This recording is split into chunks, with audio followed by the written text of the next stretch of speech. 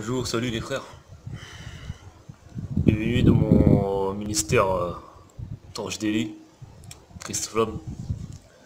Donc voilà, j'ai passé un petit message, composé de messages, composé de songes, composé d'un passage de la Bible que ce n'est pas moi qui ai choisi.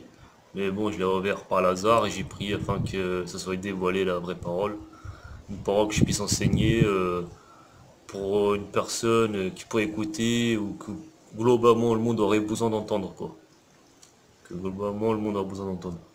Donc je suis tombé sur le passage de la Bible Jacques, Jacques 1, que j'ai d'ailleurs beaucoup aimé d'ailleurs, je l'ai lu, j'ai beaucoup aimé. Et je pense que beaucoup de gens ils supposent que Dieu soumet la tentation, Dieu nous met à l'épreuve. Et non, pas forcément apparemment, ou surtout pour les gens qui donc voilà, ils sont dans l'insertion de la vie, il y a les prophètes, il y a ceux qui suivent, donc voilà. Donc épreuve et tentation. Heureux est l'homme qui demeure ferme dans l'épreuve. Heureux est l'homme qui demeure ferme dans l'épreuve. Jacques 1. Car après avoir prouvé sa fermeté, il recevra la couronne de victoire, la vie éternelle que Dieu a promise à ceux qui l'aiment. Si quelqu'un est tenté, qu'il ne dise pas c'est Dieu qui me tente, car Dieu ne, me, ne peut pas être tenté de mal faire, car Dieu ne peut pas être tenté de mal faire. Et il ne tente lui-même personne. En réalité, tout être humain est tenté quand il se laisse entraîner et prendre au piège par ses propres désirs. Ensuite, tout mauvais désir conçoit et donne naissance au péché. Et quand le péché est pleinement développé, il engendre la mort. Ne vous y trompez pas, mes chers frères. Tout don excellent et tout cadeau parfait descend du ciel. Ils viennent de Dieu, le créateur des lumières célestes. Et Dieu ne change pas. Il ne produit pas d'ombre par des vibrations de position, variations de position. Il a voulu lui-même nous donner la vie par sa parole, qui est la vérité, afin que nous soyons au premier rang de toutes ces créatures. Parce que le temps d'Adam et Ève, c'était tout parfait. Voilà. Il n'y a pas du temps de ci ou ça. En fait, à la base, c'est de revenir dans sa parole et se corriger et être sans péché pour pouvoir repartir dans une vie sans maladie, sans problème, comme promettant tout était parfait, quoi. Et le Seigneur, justement, il a souffert sur la croix, c'est pour nous donner une chance de se réintégrer, de repêcher ceux qui ont été chercher des champs, qui sont les champs à radis, parce que c'est là où il y a le mal, quoi. Le mal, et si nous faisons les bonnes œuvres, nous pouvons retourner à sa greffe. Après, ce qui est différent, c'est les prophètes. Par exemple, les prophètes, comme il est écrit dans Jacques, eux, ils ont une responsabilité bien plus grande, parce que quand ils connaissent la parole du Seigneur, ils n'ont pas le droit d'erroner ou de faire certains péchés. Parce que pour eux, ça sera plus cher à payer, parce qu'en fait, ils sont déjà insérés dans la vigne, dans l'arbre de vie de Dieu. Et quand un enfant est dans l'arbre de vie de Dieu, c'est comme un ange. S'il n'exécute pas les ordres et qu'il obéit à Dieu, c'est le déchu. Vous savez qu'en général, ils ne reviennent pas. Ils pourront sortir des enfers, alors que Dieu, c'est lui-même qui vous a envoyé là-bas, vous ne revenez pas. Je vais lire un passage après dans Deutéronome 18 qui explique ça. Et comme quoi les magies, les trucs divins, les astrologues, tout ça, vous pourrez le suivre. D'ailleurs, c'est pas eux qui ont fait un schéma nu pour retirer le positif, parce que c'est le positif qui a le chose positif. Donc, je vais passer à écouter et agir. Rappelez-vous bien ceci, mes chers frères, chacun doit être prompt à écouter, mais lent à parler et lent à se mettre en colère. Car un homme en colère n'accomplit pas ce qui est juste aux yeux de Dieu. C'est pourquoi rejetez tout ce qui salit et tous les excès de la méchanceté. Accueillez avec humilité la parole de Dieu, plante dans votre cœur, car elle a le pouvoir de vous sauver. Ne vous faites pas des illusions sur vous-même. En vous contentant d'écouter la parole de Dieu, mettez-la réellement en pratique. Car celui qui écoute la parole sans la mettre en pratique ressemble à un homme qui se regarde dans un miroir et se voit tel qu'il est. Après s'être regardé, il s'en va et oublie aussitôt comment il est. En revanche, il y a celui qui examine attentivement la loi parfaite, qui nous procure la liberté. Il s'attache fidèlement, il ne se contente pas de l'écouter pour l'oublier ensuite, et il la met en pratique. eh bien celui-là sera béni dans tout ce qu'il fait.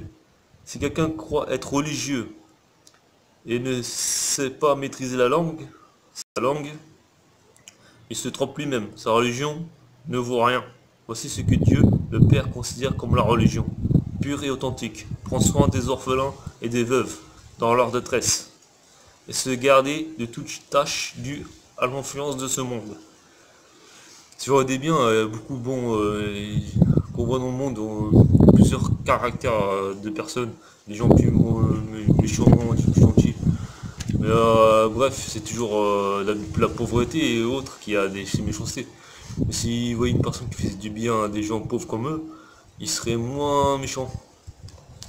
Et le seul souci, une fois qu'ils meurent, si on ne donnons pas la parole, en les aidant en la parole, en ne sauvant personne, ces gens-là, ces caractères, ils meurent, et ensuite c'est bien sûr le mal, Satan qui s'occupe, et nous en rend encore plus fou que déjà ce monde vivant, il y en a, et ils sont obligés de faire du mal, du mal, et si ça va, ça revient, ils voient plus la lumière en fait, c'est plus ou moins la lumière.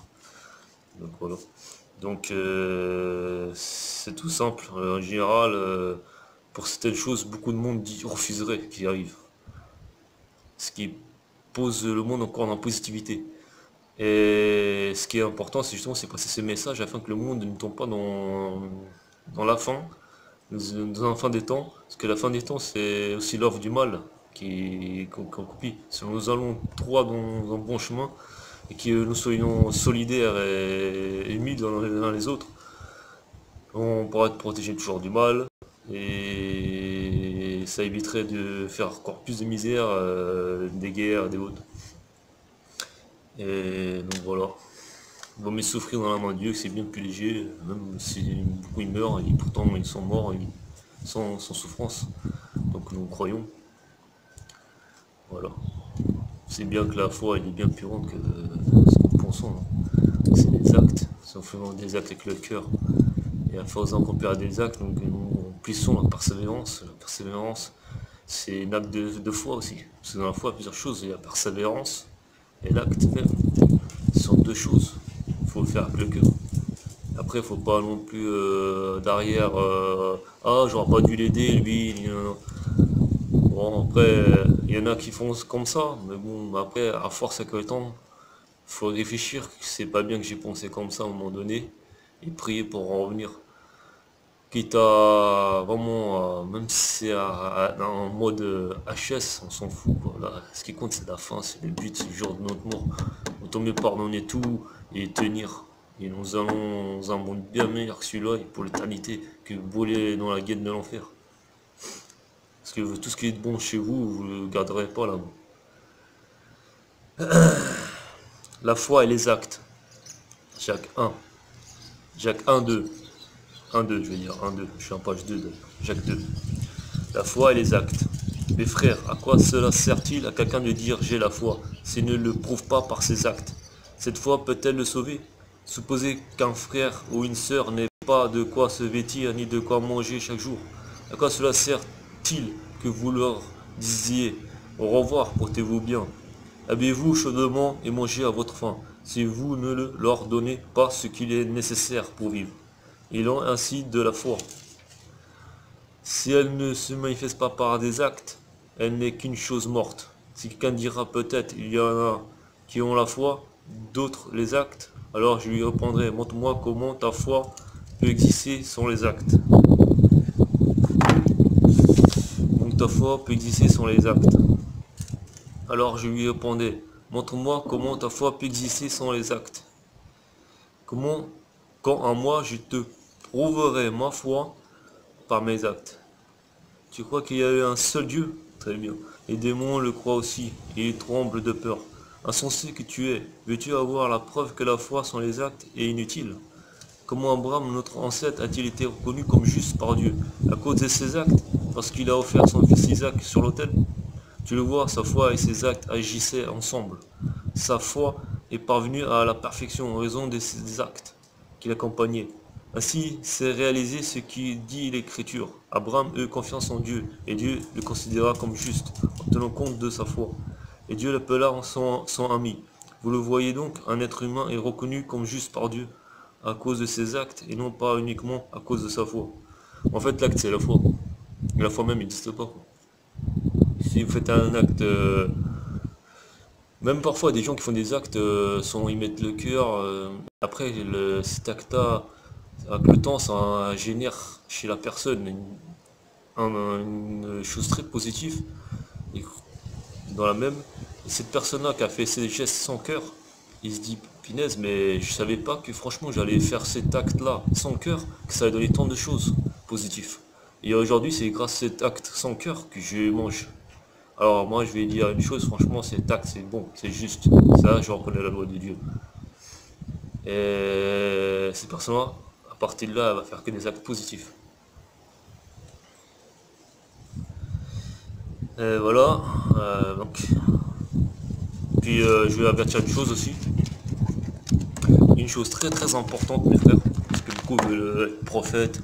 Ils pensent lire la Bible, suivre la Bible, faire ce qu'ils font, et dire toi non, toi si.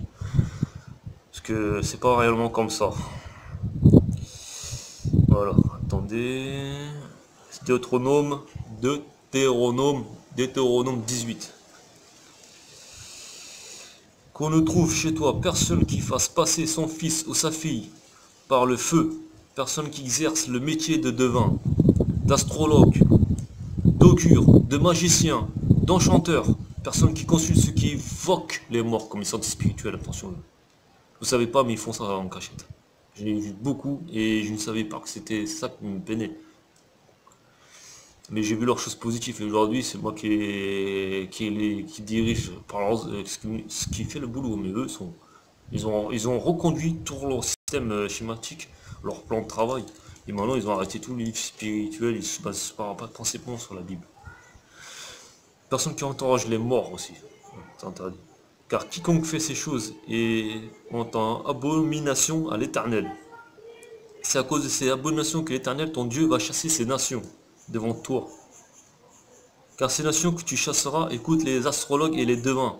Mais à toi, l'Éternel, ton Dieu, ne le permet pas. L'Éternel, ton Dieu, te suscitera du milieu de toi, d'entre tes frères. Un prophète comme moi, vous l'écouterez.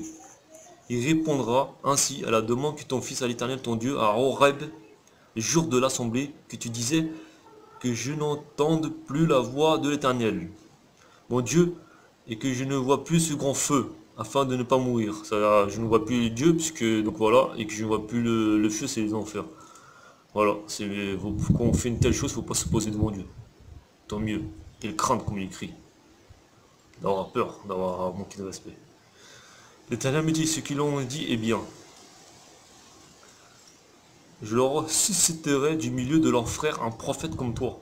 Je mettrai mes paroles dans sa bouche, et il leur dira tout ce que je lui commanderai. Voilà, en fait c'est Dieu qui demande de faire tout ça.